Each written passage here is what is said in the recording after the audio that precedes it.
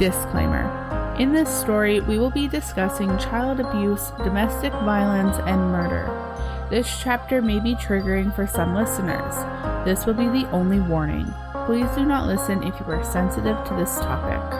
I think I'll be sensitive to this topic.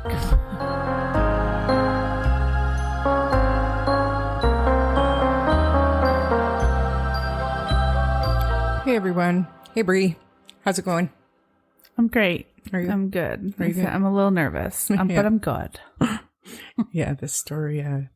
This is the story of Vera Jo Reigle. Vera Jo did not have an easy life. She was mentally challenged, stuck in the mind of an 8-year-old. Growing up, she suffered repeated sexual and physical abuse by her biological father, and then after he went to prison for that abuse, the abuse continued with her mother's new boyfriend. When Vera Jo was 19 years old, she met 13-year-old Zachary Brooks.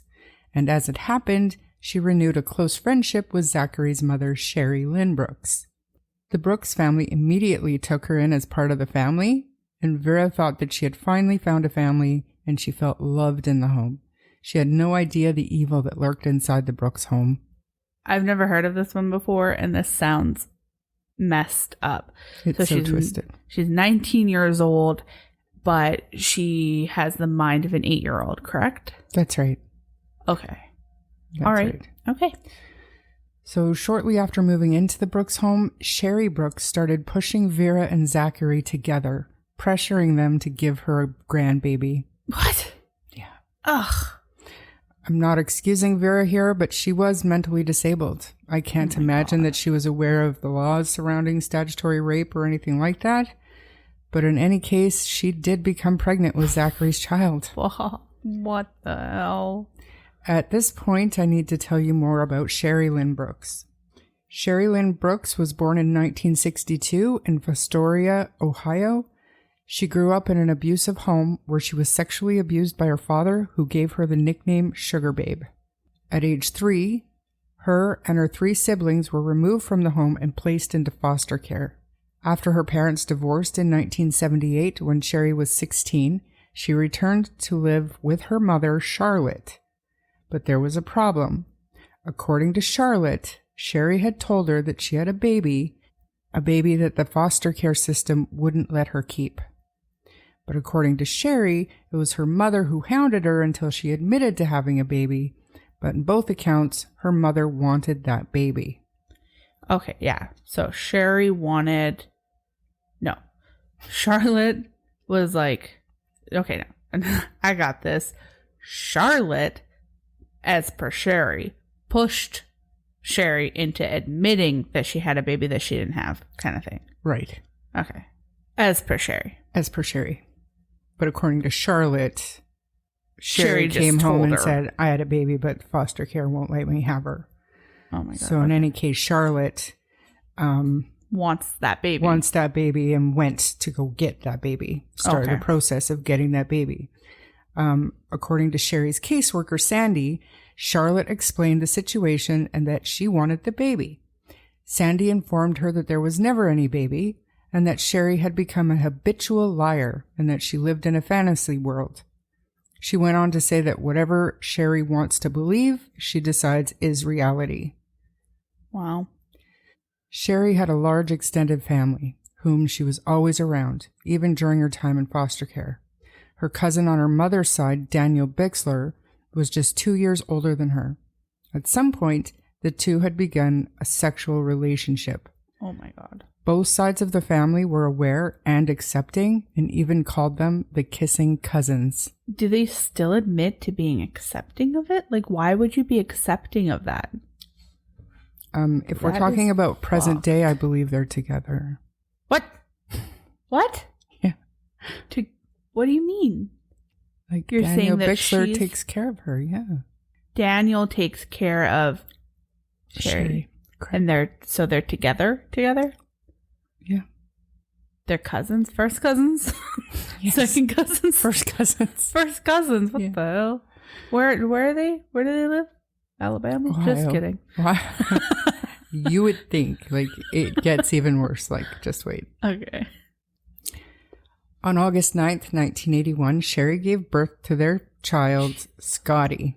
That year, the couple lost custody of the baby boy after allegations of sexual abuse committed by Sherry were brought to light.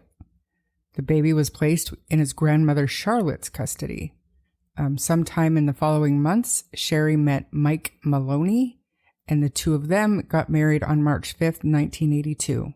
On August 19th, 1983, Sherry gave birth to her second son, Joshua. Due to the circumstances surrounding baby Scotty, Hancock County Children's Services stepped in immediately. Sherry and Mike were to be supervised for the safety and care of the baby boy. So the small family moved into a trailer that was reportedly filthy and unsanitary. Though Sherry was eligible for the WIC, which is Women, Infant, and Children's Program, she refused several mandatory appointments and was subsequently removed from the program. So the WIC provides funds to mothers to provide nutritious foods and supplies for infants and children. Without the funding, baby Joshua suffered. Baby formula is expensive and is something that this program would have paid for. However, without it, Sherry and Mike settled for regular cow's milk. Joshua's pediatrician told Sherry that the milk was dangerous, but she didn't care. It was likely that the milk caused the baby to have stomach issues and made him a colicky baby. So for anyone unaware, colicky babies are difficult. Colic often begins suddenly with loud, nonstop crying. The baby can have all of its needs met and still continue to cry for hours on end. The constant crying and inability to comfort the baby can lead to high levels of stress and frustration. It was during one particularly stressful night in November 1983 when Mike lost his patience and slapped the baby in the face. He cursed at the baby and threw him on the couch. That's so messed up. Threw him on the couch. Yeah. Sherry sat nearby and watched. Fortunately for baby Joshua, another family member was present and reported the incident to Children's Services. When questioned, Sherry admitted to Children's Services that Mike had slapped her several times and had slapped Joshua because he made Mike nervous. Sherry admitted to never having intervened. Wow. So Joshua was removed from their home and placed in protective custody on December 9th, 1983. Sherry and Mike continued to be supervised by Children's Services, perhaps with the hope that they could turn their lives around and take back custody of their baby. However, they did nothing to change, and Joshua was permanently committed to protective custody of Hancock Children's Services, and fortunately, he was adopted and was able to grow up under a different name. Thank God. Yeah. Sherry hadn't given up on having children, though, and in 1984, she gave birth to her third son, Michael Jr. Once again, allegations of abuse and neglect were reported, and Michael Jr. was removed from their custody when he was only a few months old. Wow. Why does she keep popping them out? What the hell? Yeah, we get there. So in the spring of 1986, Sherry gave birth to her first daughter, Jesus. Maria. With Maria, Sherry was an entirely different mother. She was attentive and caring. Maria was kept clean and well-fed and reportedly dressed in frilly dresses. According to friends and family, Sherry was obsessed with her baby girl. What the hell? Things were looking up, but the cycle of abuse had not stopped with the arrival of the baby girl. On the day before Easter in 1986, Sherry's dad called his sister Wanda to inform her that he was taking baby Maria to the hospital. The girl was bleeding from her vagina, and according to Charlotte, someone had raped our little Maria.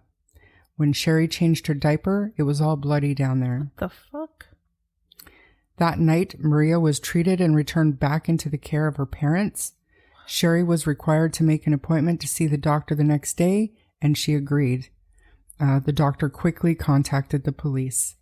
That night, Sherry told her mother, Charlotte, that she could take baby Maria home for the night. Charlotte didn't understand why until police arrived at Sherry's home looking to remove Maria from her house. When they didn't find her, Sherry refused to tell them where the baby was, but it didn't take long to find out where she had hidden the baby. By 6 a.m. the next morning, Maria had been permanently removed from Sherry's custody. Do we know what, happened to Maria? Do we know who did that? Did they? We don't know who did it. I don't think it was Mike. I believe it was Sherry. There was another report that I didn't specifically include in here where a family member walked in early on after she had Scotty, and Sherry didn't realize that this family member had walked in, and she had been giving Scotty a bath and was holding him up and had his genitals in her mouth. What the hell? That was one of the things that was reported to Children's Services that led to basically an investigation which caused her to surrender custody to her mother, Charlotte, of Scotty. Gross. Yeah. So they don't know if it was Mike, if it was Sherry, right. But somebody did something to this little girl. Caused her to immediately be removed permanently. And they saved her. Yeah. Okay. It was reported that Sherry was inconsolable and never the same after the loss of Maria. So she did what you might expect and had another baby. This time she named her little girl Sherry. What the hell? This is weird. I can't believe this is even real. I couldn't either. Just like baby Maria, Sherry was well cared for, but that didn't end the abuse. And before she was 6 months old, baby Sherry was permanently removed from the home. Neither Joshua, Maria, or Sherry ever saw their birth mother again. Thank God. Thank God. But like, this is a perfect example again of when I think that maybe government should be able to hold somebody down and friggin' tear out their ovaries. Yeah. Like, oh my God. Mm-hmm. So Sherry and Mike divorced in 1993, but not before she gave birth to a sixth child. On June 6, 1991, Kevin Lee Brooks, also known as Punky, was born. Baby Kevin was the child of Kevin Lee Brooks, Sr. It is unknown whether Sherry and Mike were separated at the time or if Sherry had an affair with her cousin. Sherry and Kevin Sr. did eventually get married. Kevin Sr.? I thought it was Daniel. Is this another cousin? Yes, this is another cousin. They're keeping it in the family, but like, why the hell are they okay with this? Where do they live? Does anybody know about this? Everybody knows about this. Why didn't they? It's crazy. Isn't it illegal there? It's illegal here. Like, it's so. You made like an off the cuff comment about what are we in like Alabama? Like, yeah, the horrible stereotypical inbred redneck like hillbilly hills of eyes kind of. I mean, this story is that, and it is real life, and it is so disturbing. Like, it caught my attention. Like, I can't even explain to you how twisted these people actually are. This is messed up. Okay, I read forward just a little bit.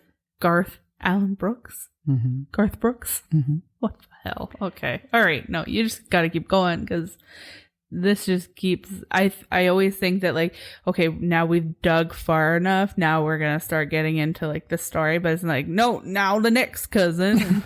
Now the next baby. Yeah. It's crazy. It is unknown whether Sherry and Mike were separated at the time or if Sherry had an affair with her cousin. Sherry and Kevin Sr. did eventually get married. Sherry doted on baby Punky, and surprisingly, she was allowed to keep him.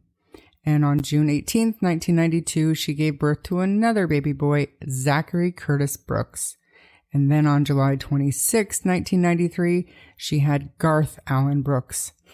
In 1997, she gave birth to baby number 9, Chuck Alfred Brooks, who we called Chucky. Oh my God. So she retained custody of all 4 of those boys. Why? How? Punky had a violent streak and even found himself to be a member of the Crips gang. In fact, it was well known that he was the only person that Sherry was afraid of. According to friends and family, Punky ruled the house. Despite this, Sherry loved her son until he was taken from her. But this time, it wasn't by the government. On Sunday, July 4th, 2010, just before 10 p.m., the Hancock County Sheriff's Office responded to a single vehicle pedestrian injury crash. The official police report stated, it was learned that Eric W. Calvin, 32 years of age, of Findlay, was driving a 2007 Saturn northbound on Country Road 220. A Mr. Kevin L. Brooks Jr., otherwise known as Punky, 19 years of age, of Findlay, was walking northbound on Country Road 220. Mr. Calvin's vehicle struck Mr. Brooks with the passenger side of the vehicle. Mr. Brooks was taken from the scene to the Blanchard Valley Hospital by EMS, where he subsequently passed away. Wow.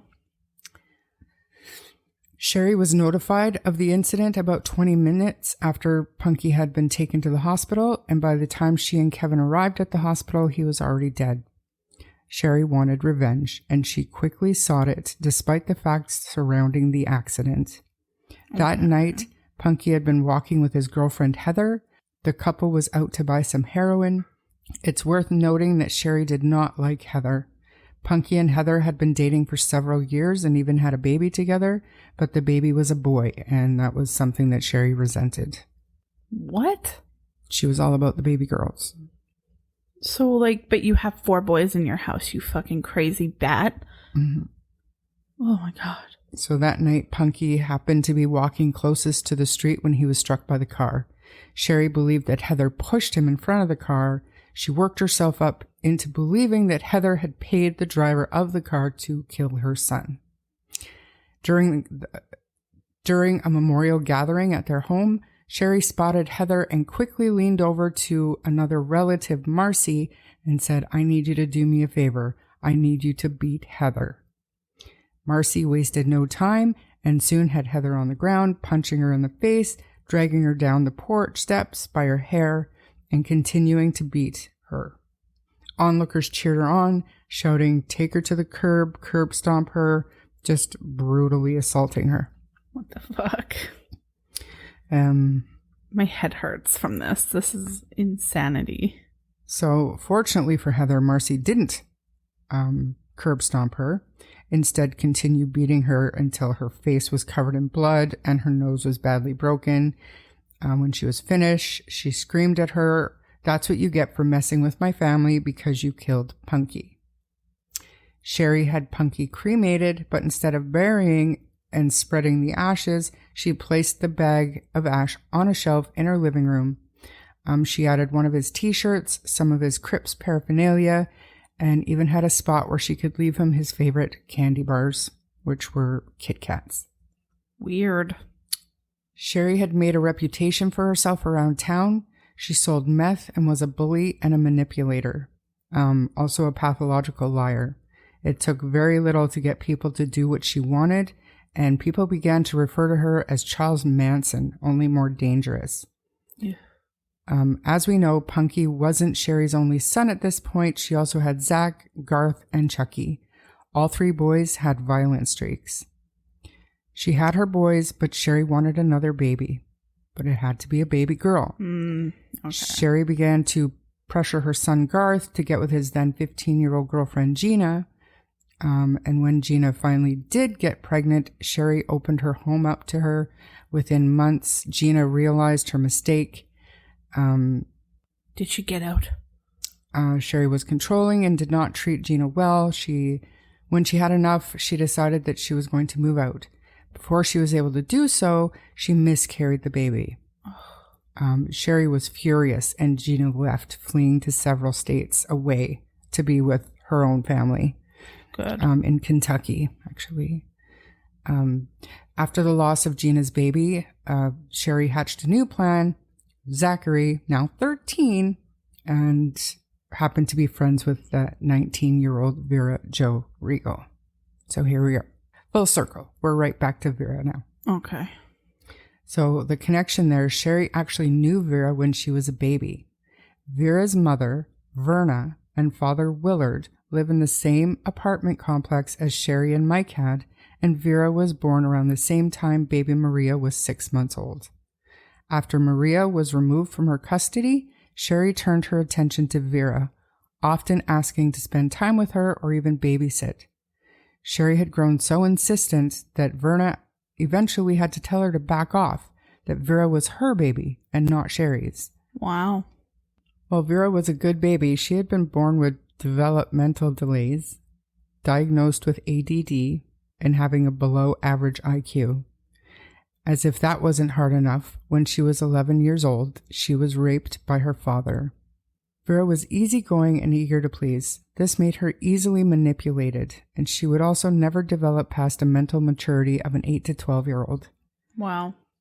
The Brooks family and the Riegle family kept in touch over the years, and by the time Vera was 19, they were living only blocks away from one another.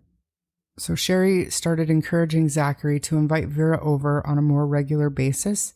The more time Vera spent with the Brooks family, the more time Sherry had to convince her that she loved her, and her own mother didn't, and even spread a rumor telling people that Vera's mother was dead. And as if that wasn't bad enough, Sherry discovered that due to her disability, Vera received Social Security disability checks. Her efforts only escalated after that, and soon Vera had moved out of her family home and into the Brooks home. Vera just had to sign her disability checks over to Sherry for rent. Wow. Living with this new family, Vera wanted to please them. She ended up doing the majority of the cleaning around the house and even found herself taking care of Sherry. Sherry was diabetic and had a lot of pain and issues with her feet. She was overweight and wheelchair bound. Vera was tasked with caring for Sherry's feet. Wow. Removing bandages, giving her foot rubs, and then rebandaging them. If Vera made a wrong move or used too much pressure, she would be struck with a long stick that looked like a back scratcher. That's not a loving home. Get out, girl. Her sons called it the itchy stick. Okay. After about a year, Vera had been cut off from all outside influence. Her cell phone was taken away. She couldn't visit with her family. Sherry told her that her mother wanted nothing to do with her. On the occasion that Vera was allowed out of the house, and if she saw someone she knew, she would more or less hide, waving quickly before rushing away or giving no response at all. Sherry began to encourage Zachary and Vera to become a couple. He was almost 15 at that point, and Vera was almost 21. Wow, ew. Zachary was also cognitively challenged and had personality disorder. He was easily manipulated by his mother and soon began to show romantic interest in Vera, who was thrilled. Soon after, Vera became pregnant and Sherry became obsessed. Vera was going to have a baby girl. Oh, God. As the due date approached, Sherry became more possessive and unstable. Vera was nothing more than an incubator for the baby. She wasn't allowed to pick out furniture or clothing. She wasn't allowed to decide anything, including what the baby's name would be. Sherry informed her that the baby would be named Willie Dean. With Willie Dean due in December, Sherry stepped up her plans to take this baby as her own. In September, she told Zachary that he needed to give up his parental rights and sign them over to her, and he agreed. Toward the end of October, Sherry had another idea. Her birthday was November 3rd, and Willie Dean had to be born on her birthday. Oh my God. So castor oil has a history of serving as a homeopathic remedy for centuries. One of its uses has been to induce labor. As with anything, there are risks, and the dosage was one of them. Typically, about 4 tablespoons is enough. Sherry bought 3 bottles, and on November 3rd, mixed them with orange juice and had Vera drink it all. Oh, God. Vera became incredibly sick and went into labor just as Sherry had hoped. The baby was born 6 weeks early, but not until November 4th. Baby Willadine was underweight, had difficulty breathing, and had heart problems. Well, no crap. Like, that's insanity. Sherry maintained control of the baby. She told nurses not to take the baby to Vera, but kept her in the nursery. She didn't like the nurses to hold the baby and always told them to put her down. When Vera had the baby, she was there, telling her what to do and what not to do. Despite everything, Vera persevered, fighting to be a good mom. She was attentive, affectionate, and spent as much time with her as she could. But in Sherry's mind, Willadine was hers. She beat Vera and encouraged Zachary to do so too. Vera was beaten nearly every day. She was secluded from everyone in the family, but never allowed to leave. If Vera made any move to leave, Sherry threatened Willadine's life. Calls were made to family services on Vera's behalf by people who knew what the living situation was like in the Brooks family home. There was no running water. They used a bucket for their bathroom needs. Ew. They even had pigs living in the house. I mean, pigs living in the house can be cute if it's not filth. Wow. So when family services followed up and showed up at the house to question Vera about the abuse or what her life was like, she always lied and told them everything was okay and things were good. But things were not okay and definitely not good. Sherry had taken over Willie Dean. Though Vera was very much in love with Zachary, he showed no interest in her. In fact, he was frequently on the prowl, even posting, "I really need a girl" on his Facebook nearly every other day. By the time Willie Dean was 2, Sherry began to lose interest and wanted another baby. She began to pressure Zachary and Garth into getting another girl pregnant, and she didn't want Vera to be the mother. She didn't want Vera around at all.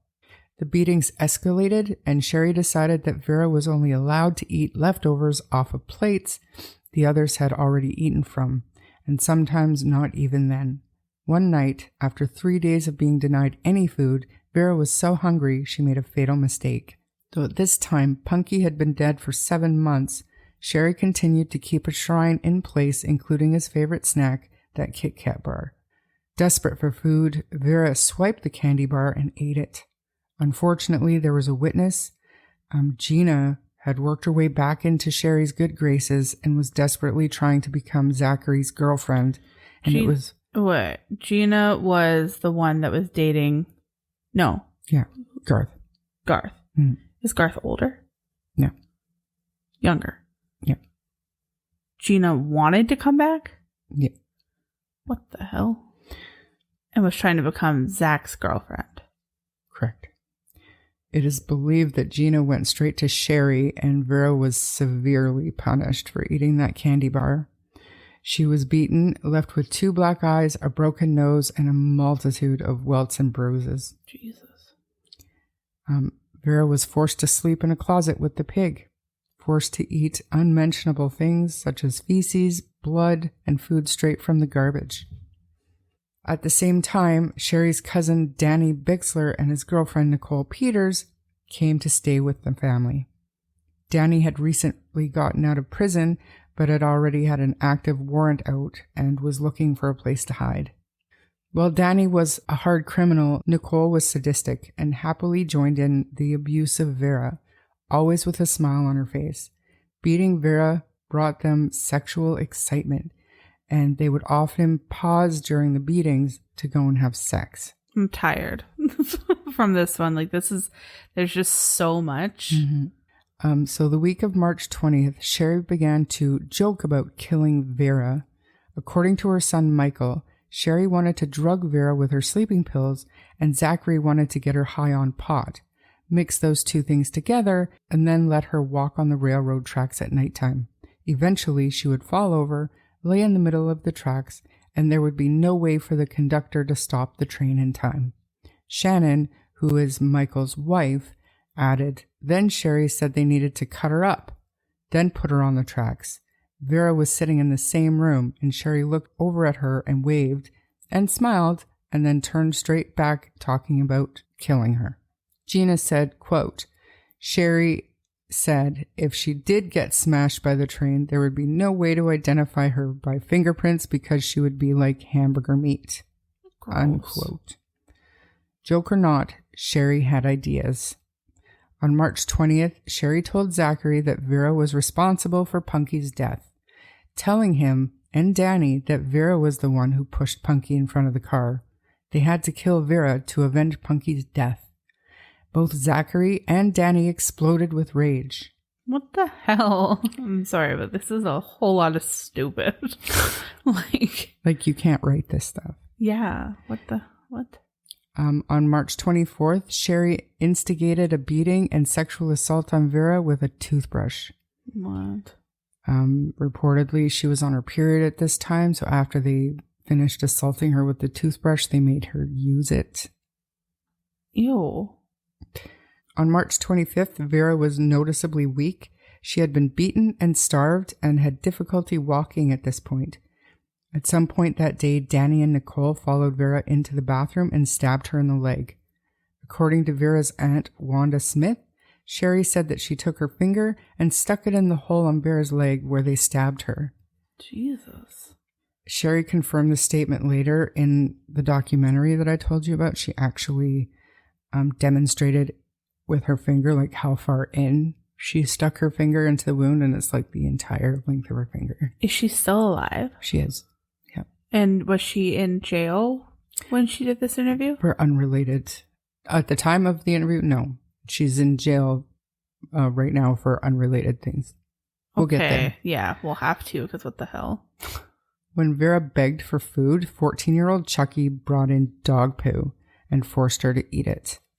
For some reason, that's the only thing that's ringing a bell for me. Like, perhaps I, briefly seen this case, and then, because that is ringing a bell. But, keep going. So on March 26th, Vera endured even more abuse. Being stabbed in the leg by Danny, there was a story that Sherry had told Zach that Vera purposely pushed the baby into the dresser, setting Zach into a rage. He beat Vera, punching her in the face, stomping on her wherever his foot landed, over and over. At some point, Danny and Nicole also became involved in the beating because Sherry told them that Vera wanted to sleep with Danny. At some point, he handed a knife to Angel, a family friend, and asked her if she wanted to slice on Vera or cut her up. It is unknown whether she took part, but she did later report witnessing Zachary, Danny, and Nicole beating her. Danny slid a Mastercraft padlock onto his belt, and the group used it as a weapon to further beat Vera over her head and back. Jesus. So when Angel's mother arrived at the house later that day, Sherry explained the behavior by saying that Vera had been mean to one of the Bixler boys' babies, and that was why she was being beaten. Vera just stood there with her head down, waiting for more blows. Also, at some point during the day, Zachary assaulted Vera with a yellow pipe, sodomizing her brutally while his family watched. Jesus. Not sure if I mentioned this or not, but most of this is taking place in Sherry's room because she's bedridden.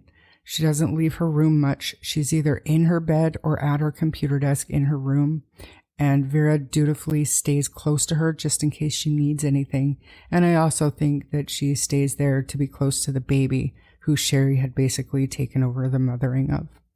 While all this was going on, Chucky, Garth, and some of the other Bixler cousins got into a fight with another group of teenagers in front of the house. Police were called, but by the time they arrived, most of the fight had broken off, and they had no reason to approach the house. At some point, Danny sprayed Vera down with mace, though everyone says that Vera sprayed the mace. The house quickly became toxic. Everyone inside had issues breathing, their eyes and skin burned. Michael's wife, Shannon, who had supposedly told the family that she was pregnant as per a home pregnancy test, went to the hospital to get checked. During the visit, Shannon was examined and told that she was not pregnant. When she and Michael arrived back at the house, according to Shannon, she told the family that she's not pregnant. Zach, Sherry, and the others took this to mean that she had miscarried, brought on by the mace. There are so many different stories, excuses, lies that we will never know for sure, but this is what is thought to have sparked the next chain of events. Because they're saying she sprayed the mace. Correct. So essentially she caused this miscarriage. And who said that it was Danny who sprayed the mace?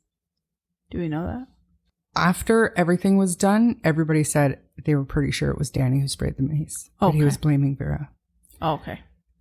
So the events of that evening are not clear. Everyone involved in some way or another had a different story to tell, but the outcome was the same. Zachary, Danny, and Nicole forced Vera to put her shoes on and take a walk with them. She didn't want to, but she didn't have a choice.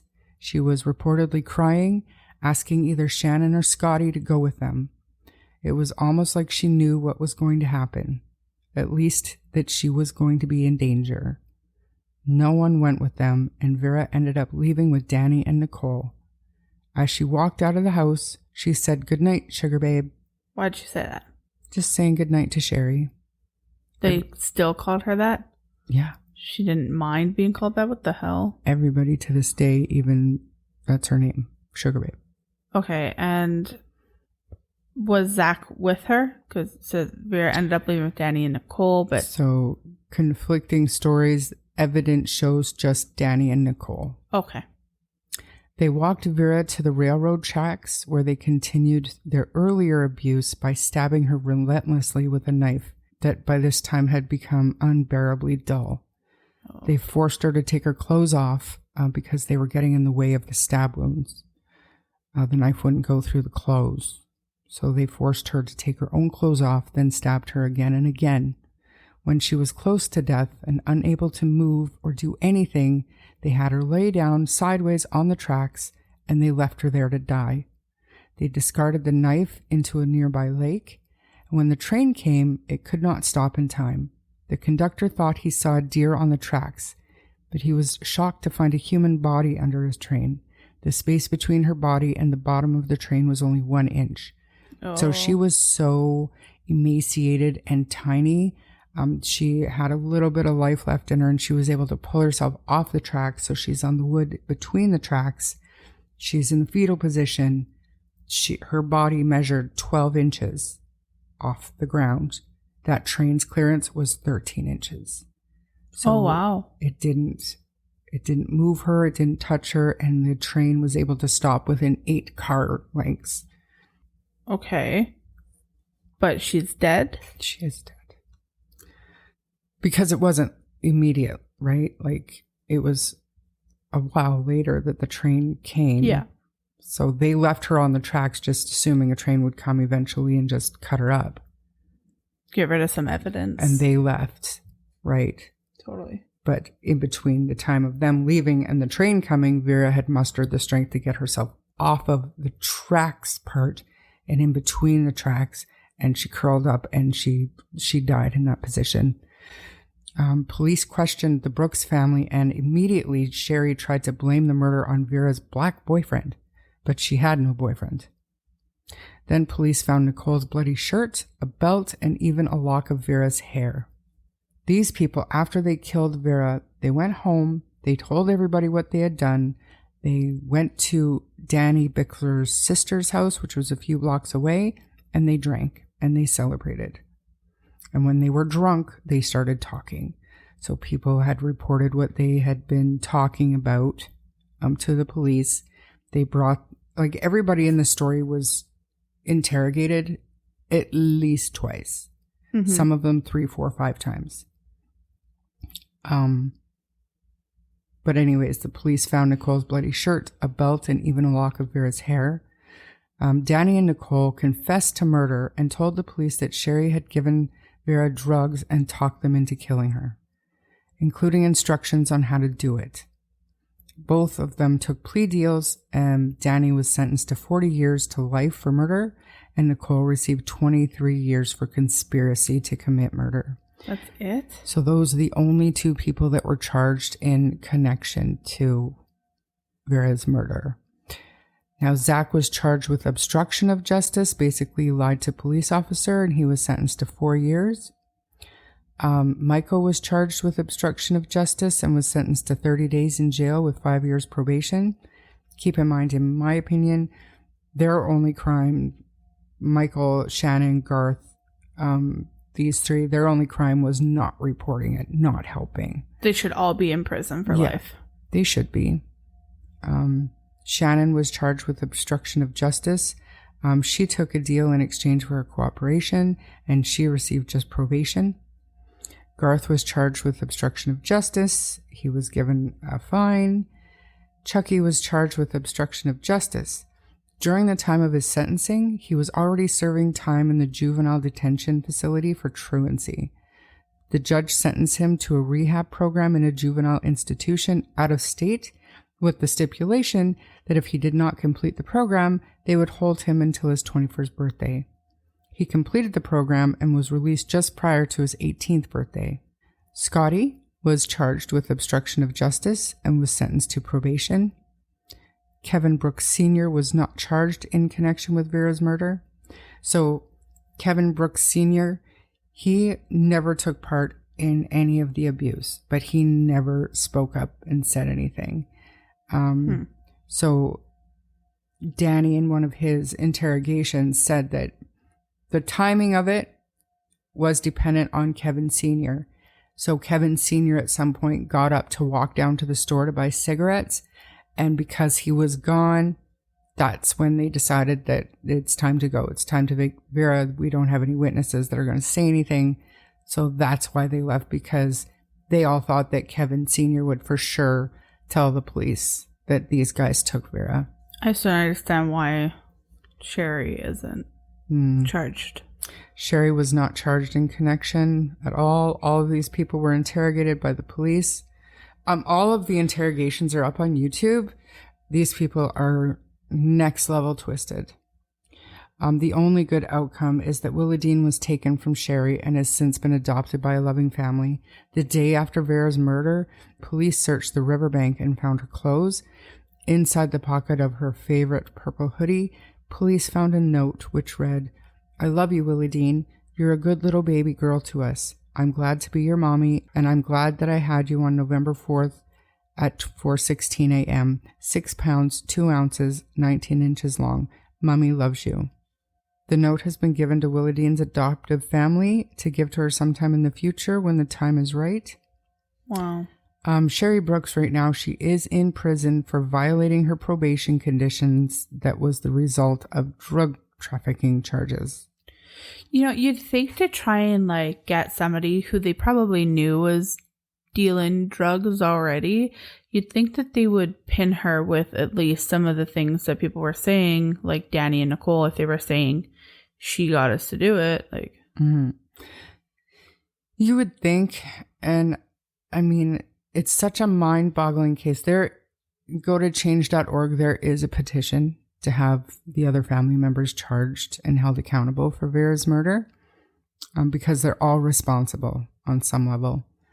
And the movie is called Goodnight, Sugar Babe. It is disturbing. It is twisted. And I did not realize that there were people like this walking the face of the earth, that are free. I mean, absolutely incredible. And to see Sherry Brooks, you have to wonder how she was able to get people to do her bidding. Like manipulations from the time that they were babies. I guess, but I mean, nobody questioned her. Like nobody was afraid. Everybody was afraid of her. Nobody would step in. And I don't understand that. I have never in my life met somebody so intimidating that you would never say anything if you thought they were abusing a child or a woman, or you know what I mean? Like I can't. It sounds like they were all like druggies, like pieces of shit, gang members, and were okay with sleeping with your cousin, and intellectually challenged, inbred children. Yeah. I mean, what a crazy case. Absolute insane case. But yeah, there is a petition on change.org. So if they had interrogations and stuff, you're not putting in any clips or anything? No. Yeah, no, that's so crazy. It took a lot out of me actually listening to all of that, just because it's so much, and it hurts knowing that there are people like that there are things like this that are happening, and there's next to nothing that you can do to help it, or there's babies who are struggling, baby after baby after baby, even and just in this one house. Like she had 9 kids. She probably did that to these boys too. Absolutely. Scotty, on that movie, Scotty says, "My mother sexually abused me." Like he remembers this. Like he was raised by his grandma, but he had daily contact with this woman. I would say, I bet you all of the boys probably still had a weird sexual relationship with their mom all the way too. So that's why it was like love, but confused love. You know what I mean? They felt like that was their person. They got mixed up between their mother and also the person that they love, and also that they're getting abused by, but because they're already manipulated, they're seeing it as some kind of form of sexual gratification when they're older. It's just complete rewiring and fucking up the brain. Yeah. So she pretty much just made herself a little posse. She did. Posse of criminals. And it's so disturbing. It's a great documentary, though. I'm gonna recommend watch it. Good Night Sugar Babe. Where is it? YouTube. YouTube. Oh, wow. Yep. Okay. Good Night Sugar Babe is the name of it. And that is the story of Vera Jo Reigle. Well, okay. If you enjoyed this episode, please subscribe to the podcast and share with your friends. If you don't mind giving us a 5-star rating, it will help our show grow. Check out our TikTok where you can find interesting photos and content on all released episodes. You can also find us on Facebook and YouTube at True Crime Story Podcast, where the discussion can continue. If you wish to contact us, you may do so via email at truecrimestorypod@gmail.com. I'm Bree. And I'm Char. And we'll see you on the next chapter. Bye. Bye.